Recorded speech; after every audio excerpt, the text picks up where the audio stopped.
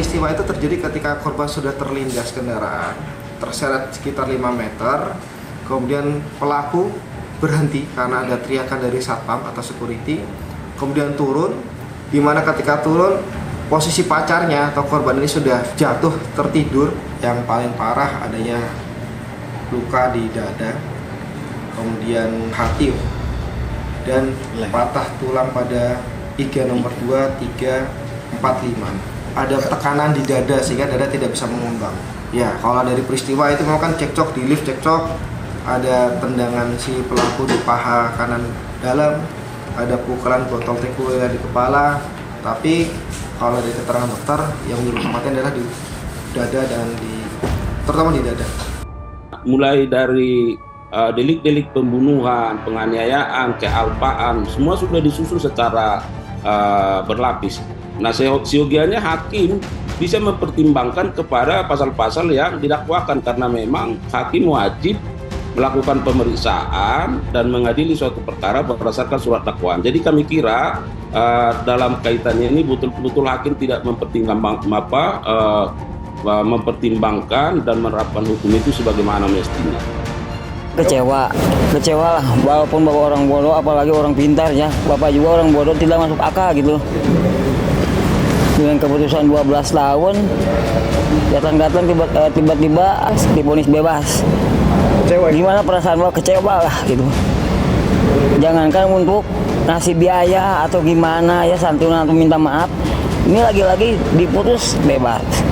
Gimana perasaan bapak, orang kecil lagi ya, seorang petani disakiti begitu, anaknya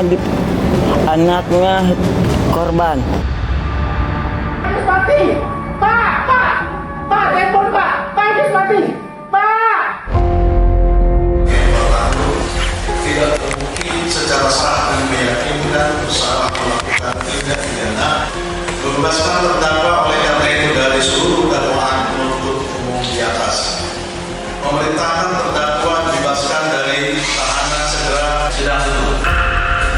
Apa yang penting Tuhan yang buktikan yang benar.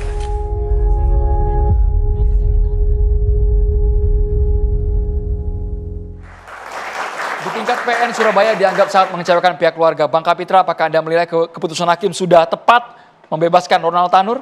Bang Kapitra? Assalamualaikum warahmatullahi wabarakatuh. Waalaikumsalam warahmatullahi wabarakatuh.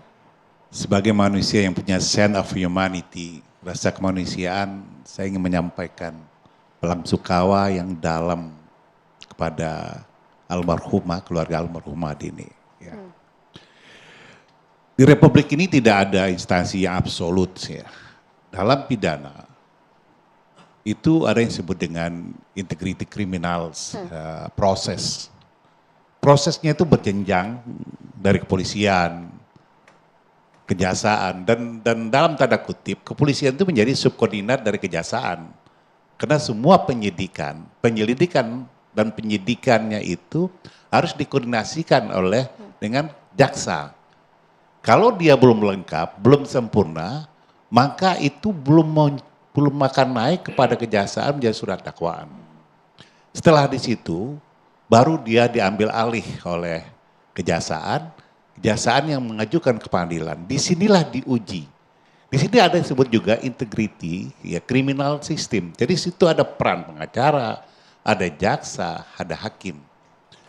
Sekarang problematik kita adalah adanya perdebatan antara keputusan majelis hakim dengan perasaan keadilan yang dimiliki oleh katakan korban.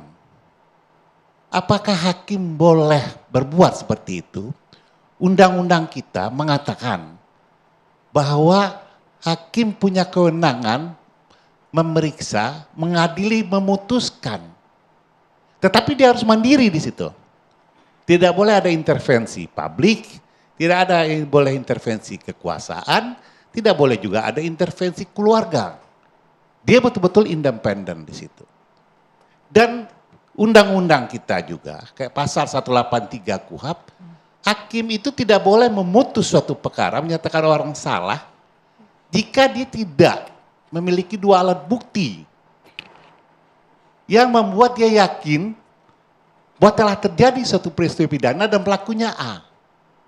Disinilah subjektivitasnya sebenarnya. Kalau Erin Tuah Damanik Bang di Surabaya, menurut Abang apakah sudah adil, sudah sesuai dengan hati nurani atau belum? Hakim itu tidak terlibat dalam peristiwa.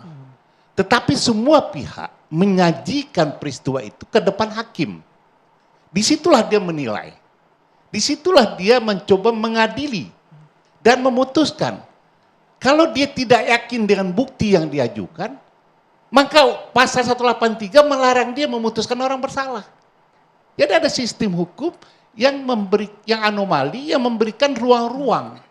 Jadi kalau kita salahkan hakim, itu tidak dapat merubah sistem yang ada. Artinya menurut Anda bukti-bukti belum cukup dihadirkan di persidangan? Saya tidak masuk ke wilayah pokok perkara.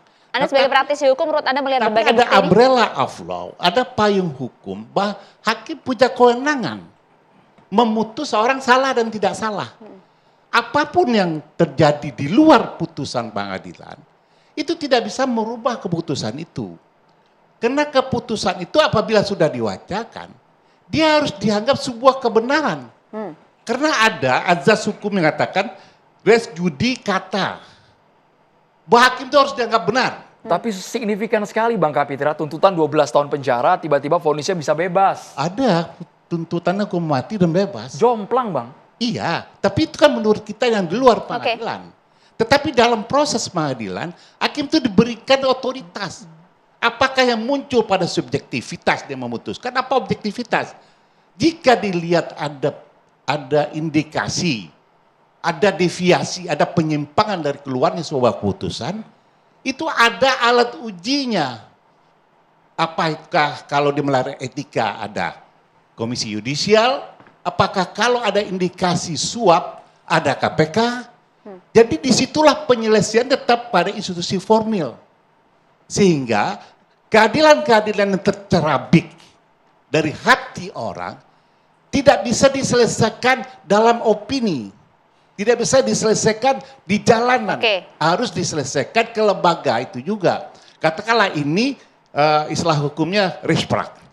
Dan dia bebas murni. Seharusnya bebas murni ini betul-betul clear sebenarnya ya. Clear bahwa orang ini betul-betul tidak terlibat dalam suatu peristiwa apapun. Bang Kapitra, artinya kalau Anda melihat kasus ini secara menyeluruh begitu ya, tidak ada yang janggal dalam putusan hakim? Janggal, tadi sudah diceritakan. Menurut Anda ada yang janggal tidak Bang Kapitra? Sebagai, tadi saya sudah katakan sebagai manusia yang punya sense of humanity, minimal ada suatu peristiwa.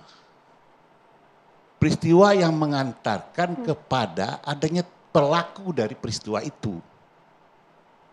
Harusnya hakim keluar dari placenta yang normatif. Ya.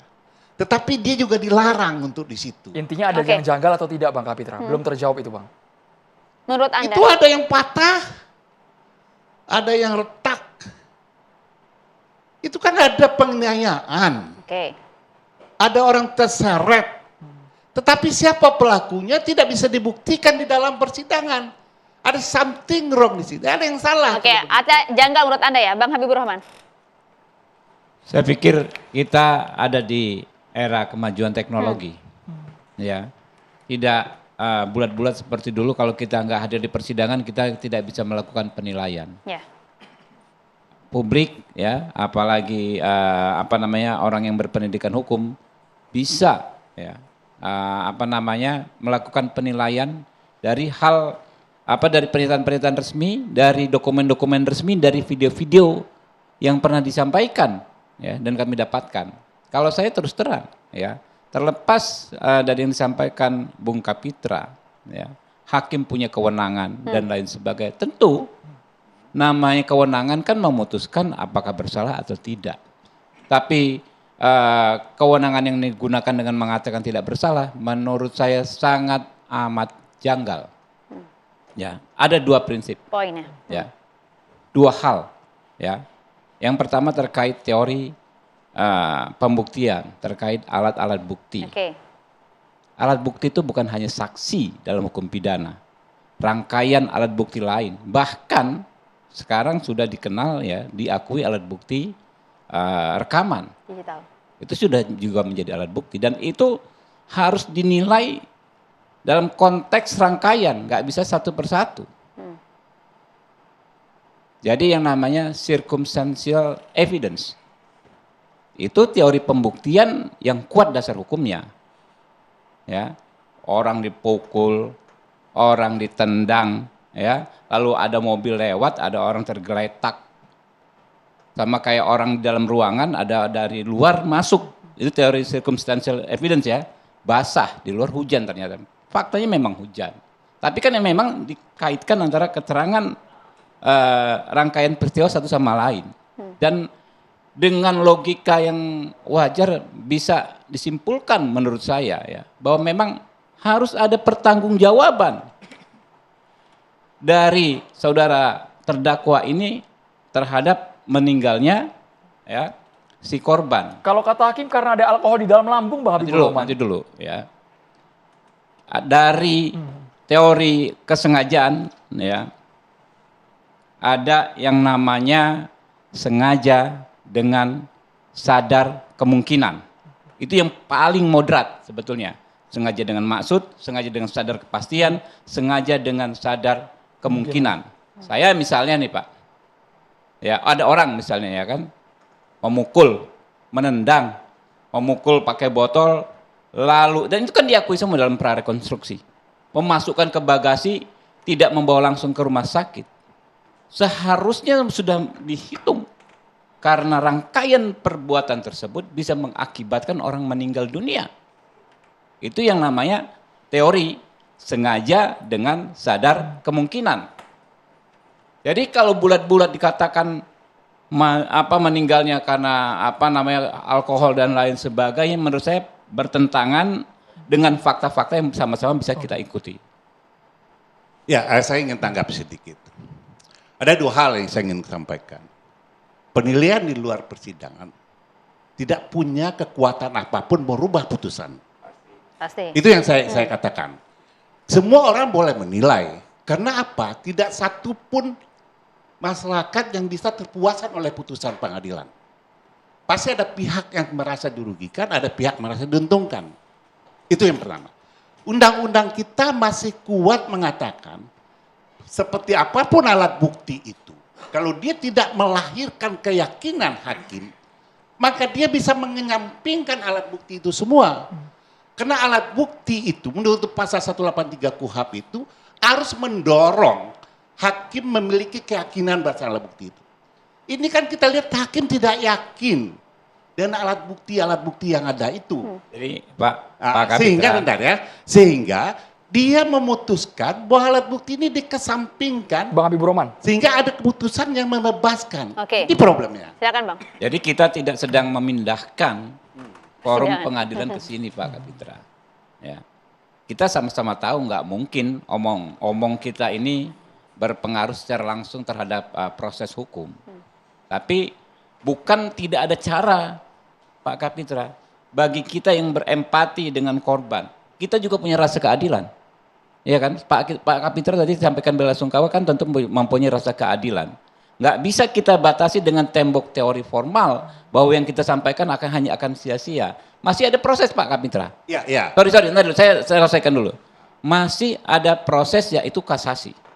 Oke, jaksa tadi katakan Bu Mia Kajati akan lakukan kasasi. Kasasi itu kan akan disusun berdasarkan argumentasi yang kuat. Apa yang kita lakukan saat ini ya Pak Kapitra lakukan dan teman-teman lakukan semua, setidaknya bisa memperkaya, ya, bisa menambah keyakinan jaksa dalam menyusun memori kasasi yang nantinya akan diperiksa oleh majelis hakim di tingkat kasasi. Jadi kita tidak mungkin kita mengintervensi pengadilan dan nggak akan bisa juga kita mengintervensi pengadilan. Caranya adalah ya diskusi kita ini bisa menghasilkan banyak hal ya yang membantu jaksa memperkuat memori kasasi terkait perkaranya. Ya. Diskusi kita berkaitan dengan nyawa, Bang Kapitra. Diskusi kita berkaitan dengan nyawa. Kami juga ingin adanya keadilan yang objektif. Tapi kalau memang nanti diajukan kasasi, peluangnya seperti apa? Dijawab sesaat lagi. Kita harus jeda hanya di Catatan Demokrasi pemirsa.